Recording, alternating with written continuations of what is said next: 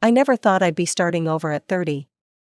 3 years ago, my life was perfect, or at least that's how it felt with Mike by my side. He was everything I could have wanted, brilliant doctor by day, talented guitarist by night, and the kindest soul you could ever meet. We'd been together for 5 years, and I honestly thought we'd grow old together. Mike loved his motorcycle. I used to tease him about being a weekend warrior, trading his doctor's coat for leather jackets every chance he got. But that's what made him who he was, this perfect balance of responsibility and freedom. That morning was like any other. He kissed me goodbye, grabbed his helmet, and headed out for a quick ride before his hospital shift. He never made it to work. A car ran a red light, and just like that, my whole world collapsed. The first few months after the accident are still a blur. I threw myself into my programming work, taking on extra projects just to keep my mind occupied. My sister Sarah, despite her usual judgmental attitude, actually helped me through those initial weeks. She'd bring her boys, Tommy and Jake, over to my place, and their presence somehow made things a little more bearable. For 3 years, I lived in this strange limbo, not really dating, not really living, just existing. My programming job kept me busy, and I made good money, enough to help Sarah with her bills since she's been raising the boys alone after her divorce. Last week, his old bandmates came over. We do this sometimes, get together, share memories, laugh about the good times. Dave, their lead singer, brought out Mike's old guitar. "Remember how he'd always say music was medicine for the soul?" Dave asked, strumming a few chords. That's when it hit me. I needed to do something permanent, something meaningful to honor Mike's memory. Not just for him, but for me too. A way to carry him with me always, while also marking the beginning of my journey forward. I've never been the type for tattoos.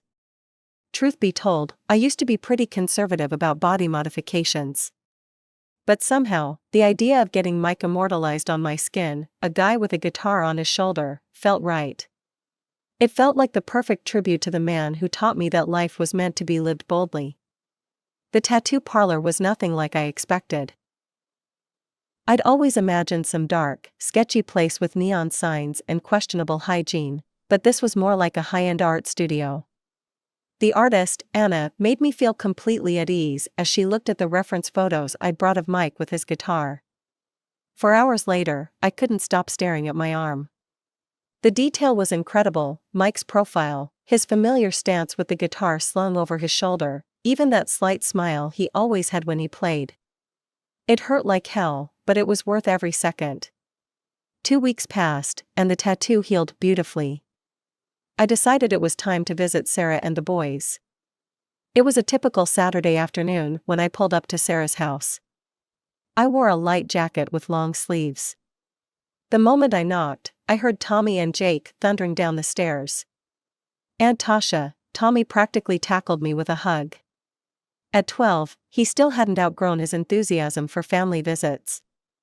Jake, trying to maintain his cool 15-year-old demeanor, hung back but couldn't hide his smile. "Hey, Aunt Tash." Sarah appeared behind them, looking genuinely happy to see me. Perfect timing, I just made lunch. The house was warm, and I shrugged off my jacket without thinking. I was wearing my favorite short-sleeved t-shirt underneath, and suddenly the room went quiet. Well, briefly quiet before Tommy's excited shout broke the silence. "No way, is that Uncle Mike?" He rushed over to examine my arm. "That's so cool. Look, Jake, it's got his guitar and everything." Jake moved closer too, his teenage reserve forgotten. "That's actually really awesome, Aunt Tasha. It looks just like him." That's when Sarah's voice cut through the boys' excitement like ice. "Tasha, what were you thinking? That's just ugly. I can't believe you'd do something so permanent without consulting anyone." I felt my face flush, but I kept my voice steady. "Sarah, I didn't need to consult anyone. It's my body, and I'll decide what to do with it." The look she gave me could have frozen hell over, but she didn't say anything else. We sat down to lunch, and while the boys kept asking questions about the tattoo and sharing their favorite memories of Mike, Sarah sat there radiating disapproval. Every time I caught her eye, she was staring at my arm like it had personally offended her.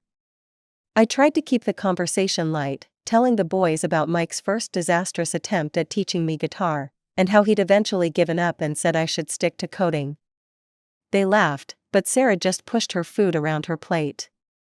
It was around 8 when my phone rang. Mom's name flashed on the screen, and I knew immediately what was coming. Sarah must have texted her the moment I'd taken off my jacket. Tasha, Mom's voice was that special mix of disappointment and judgment she'd perfected over the years. Your sister just told me about what you've done to yourself. I have to say, I don't approve at all. What were you thinking? I took a deep breath. Mom, I'm 30 years old. I don't need your approval for decisions about my own body. She made that little snorting sound she always makes when she's really annoyed. Then, without another word, she hung up. The weeks after the tattoo reveal flew by in a blur of code and deadlines. I was leading a major project for a new client, which meant endless hours in front of my computer at home. It was almost a relief to have an excuse not to visit Sarah and deal with more drama about my tattoo. But eventually, the project reached a stable point, and I couldn't avoid family obligations any longer.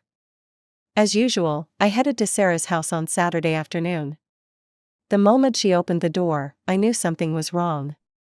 Her face had that pinched look it gets when she's about to start an argument. Tommy and Jake were in the living room playing video games when I walked in. They jumped up to greet me, but Sarah cut off their enthusiasm. Boys, go upstairs, she said in that tone that left no room for argument. I need to have a serious conversation with your aunt. They exchanged worried looks, the kind kids get when they know something's about to go down, and trudged upstairs. The sound of their door closing echoed through the suddenly silent house. What's going on? I asked, genuinely confused. Sarah crossed her arms and glared at me. Do you know what Tommy asked me yesterday? He wanted to know if he could get a tattoo when he turned 16. 16. And then Jake chimed in, saying he'd been looking up tattoo artists online. Sarah, they're just kids, they can't get tattoos without parental consent anyway, I tried to reason with her. And when they're adults, they'll make their own choices about their bodies, just like I did. Their own choices? Sarah's voice rose an octave. They never talked about tattoos before you showed up with that thing on your arm. This is entirely your fault. I took a deep breath. Come on, Sarah, tattoos are everywhere these days. Half the people at the grocery store have them. The boys probably see dozens of tattooed people every day at school. You can't seriously blame me for them being interested. Don't you dare try to rationalize this. Sarah was practically shaking now. You have no idea what you've started. First, they'll want tattoos, then what's next? They'll start smoking because it looks cool. Then they'll start drinking, and before you know it, they'll be doing drugs. I stood there in Sarah's living room, feeling like I'd stepped into some alternate reality where getting a tattoo was equivalent to corrupting minors. Sarah, this is ridiculous, I said, trying to keep my voice steady. I've never smoked a cigarette in my life. I go to the gym 4 times a week. The wildest thing I drink is kombucha. You know all this. It doesn't matter. Sarah's face was red now. The fact is, you've changed. And I've been thinking about this a lot. She straightened her back, like she always does when she's about to say something she thinks makes her sound authoritative. I don't want you coming to my house anymore. You're a bad influence on my boys. I actually laughed, it was either that or cry. A bad influence? Because of a tattoo? Sarah, do you even hear yourself right now? Don't mock me, she snapped. I'm serious, I want you to leave, and I don't want you coming back. This is insane, I said, grabbing my purse. You're making a mountain out of a molehill, and you know it. Call me when you've come to your senses. I walked out of her house that day, feeling like I was in some sort of bizarre dream. How had a simple tattoo, a beautiful piece of art honoring Mike, turned into this family-destroying drama? At home, I tried to process what had happened. Sarah had always been the more traditional one between us, but this reaction seemed extreme even for her. Still, I figured she'd calm down eventually. She had to, right? So I kept sending her the monthly utility money like I always did. After all, her financial situation shouldn't suffer just because she was being ridiculous about my tattoo. But as days turned into weeks, something else started bothering me even more than Sarah's reaction. Tommy and Jake hadn't reached out to me at all. No texts, no calls, no silly memes they usually sent me.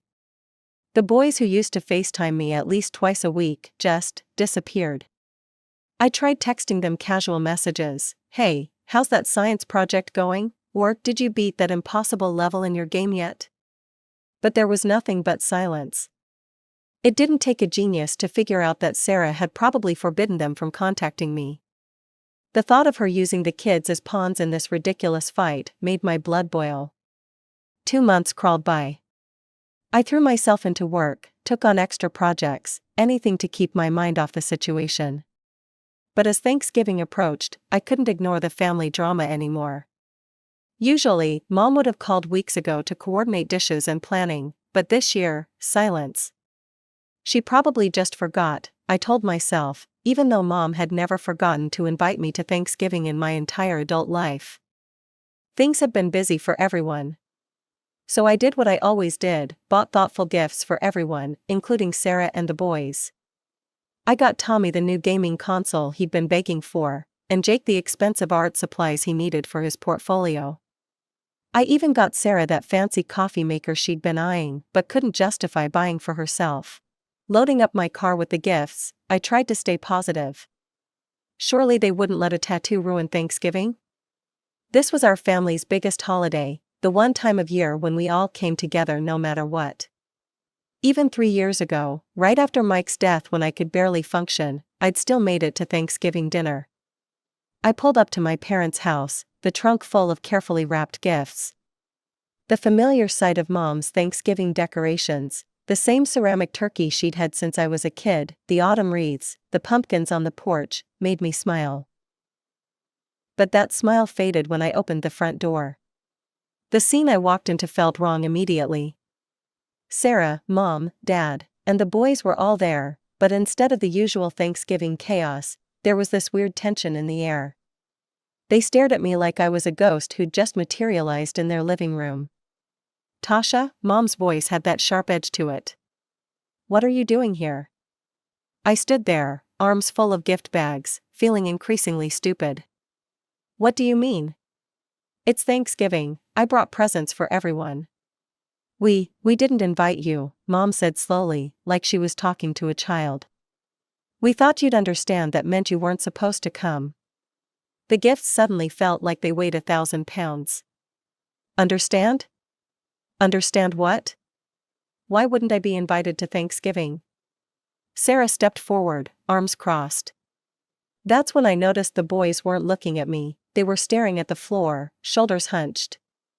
"Because," Sarah said, "we don't need you showing off that tattoo and filling my children's heads with more inappropriate ideas about acceptable behavior." I set the gifts down harder than necessary. "Are you kidding me? We're still on this? It's been months, it's just a tattoo." "Just a tattoo," Sarah's voice went up an octave. "It's a symbol of rebellion and disrespect." Oh my God, I ran my hands through my hair in frustration. Are you all hearing yourselves? Uncle Jim has a full sleeve of tattoos. Cousin Rachel just got a massive phoenix on her back last month. Nobody said a word about those. Dad shifted uncomfortably in his armchair, but Mom jumped right in. "That's different, Tasha, you should have consulted us first. You know how we feel about these things." I felt like I was losing my mind. "Consulted you? I'm 30 years old. Why would I need to consult anyone about what I do with my own body?" "Because we're your family," Sarah shouted. "Because we have values. Because actions have consequences. The only consequences here are the ones you're creating." I could feel tears of frustration building up. "This tattoo means something to me. It's for Mike. It's my way of keeping him with me, of honoring his memory." That's when Sarah said it. The words that would change everything. "Oh, don't start with that again," she sneered. I never liked him anyway. Always showing off with that stupid guitar, acting like some wannabe rock star. Riding around on that death trap of a motorcycle. She let out a harsh laugh. "You know what? I'm glad he got hit by that car. Maybe now you'll finally grow up and start acting like a normal person." The room spun around me. I could barely breathe, but I managed to find my voice. "Apologize," I demanded, my words coming out in a whisper at first, then gaining strength. "Apologize right now for what you just said about Mike." Sarah lifted her chin defiantly. "I won't apologize for telling the truth. Mom, Dad, I want her out of here. She's ruining Thanksgiving." I looked at my parents, waiting for them to say something, to defend me, to scold Sarah for her cruel words about Mike. Instead, Mom stood up, smoothing her skirt with trembling hands. "Tasha, I think you should go," she said quietly. I stared at them all, my father avoiding eye contact, my mother's lips pressed into a thin line, Sarah's triumphant expression, and my nephew's confused faces. Without a word, I picked up all the gift bags I'd brought and walked out. The drive to the local homeless shelter was a blur. I barely remember handing over the gifts to the surprised volunteer at the door.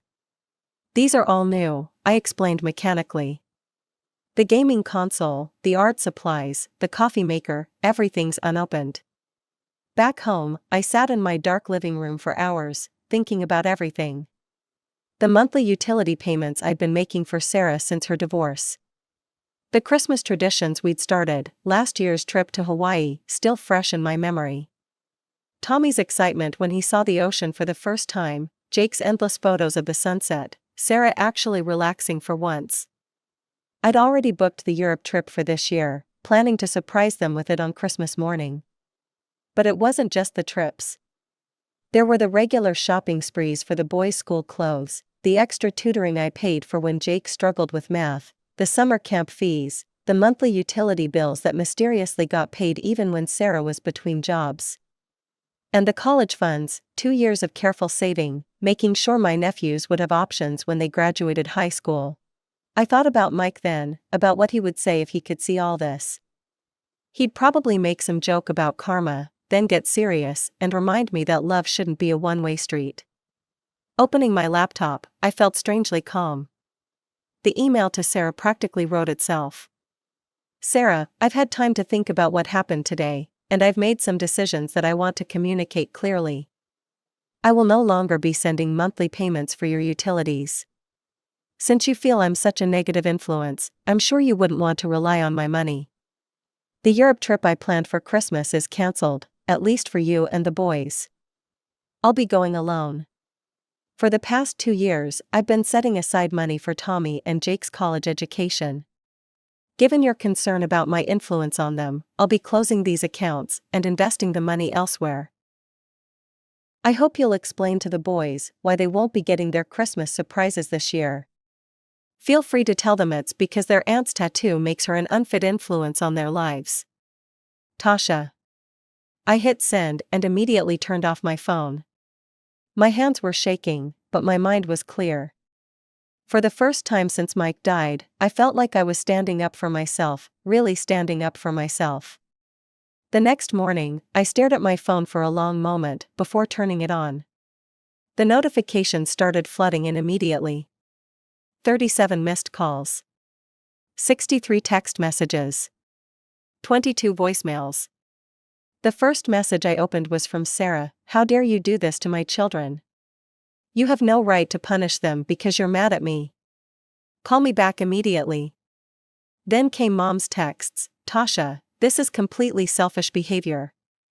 We raised you better than this. You're letting a tattoo destroy this family."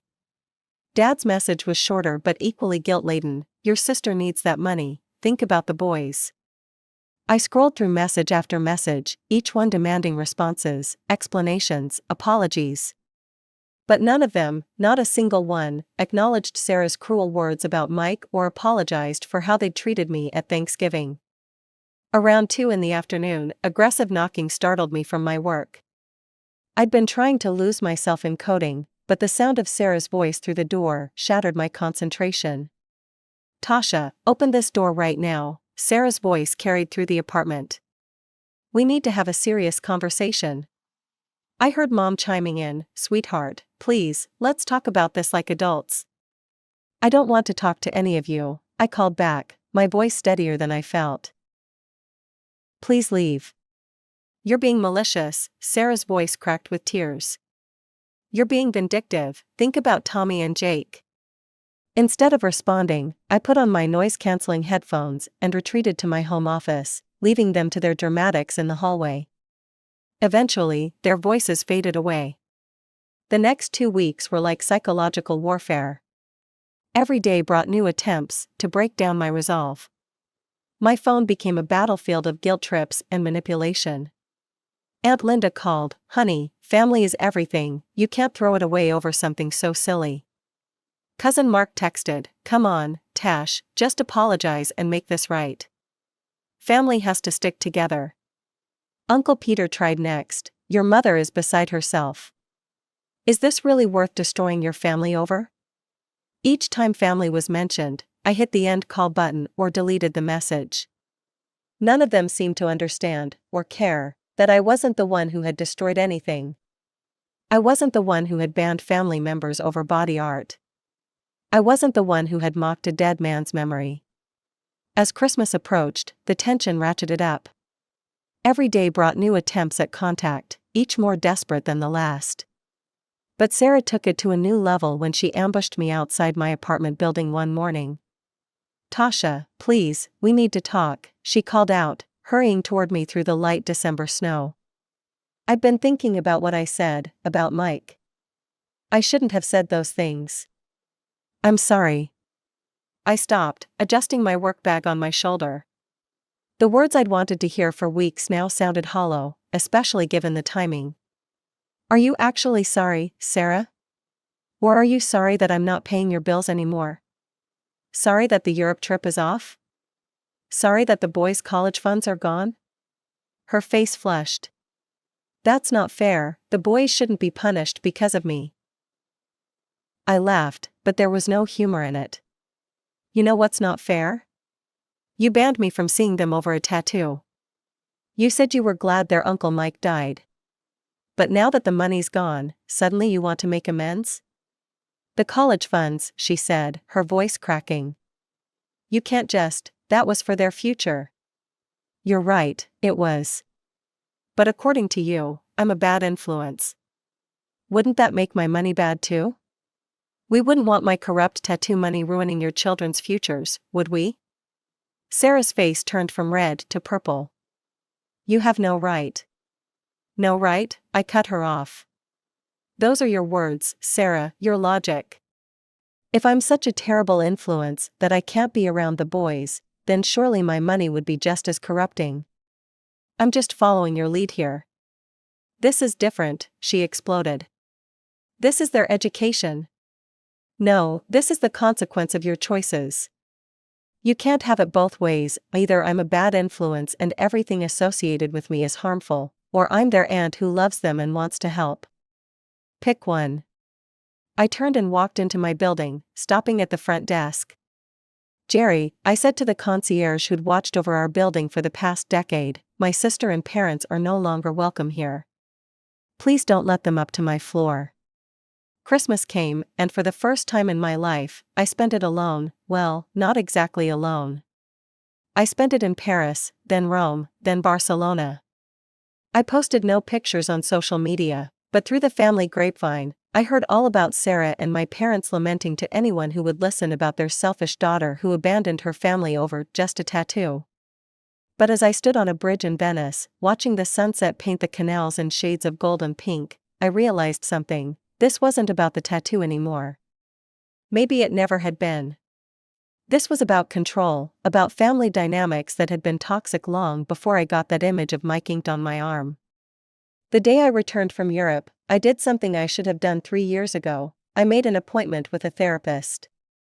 Dr. Martinez's office was warm and inviting, nothing like the sterile stereotype I'd imagined. Tell me why you're here, she said, her voice gentle but professional. I touched my tattoo absently. I need to work through some things. Family stuff, mainly. And I need to figure out how to let go of someone I lost while still keeping his memory alive. She nodded, waiting for me to continue. I loved Mike, still love him, I guess. But I know he wouldn't want me living in the past. He always said life was meant to be lived boldly, and for the first time since his death, I feel like I'm actually doing that. Standing up for myself, making choices for me, not just going along with what everyone else wants. Looking down at the tattoo on my arm, the image of Mike with his guitar that had somehow sparked this whole transformation, I realized something important. This wasn't just a memorial to Mike anymore.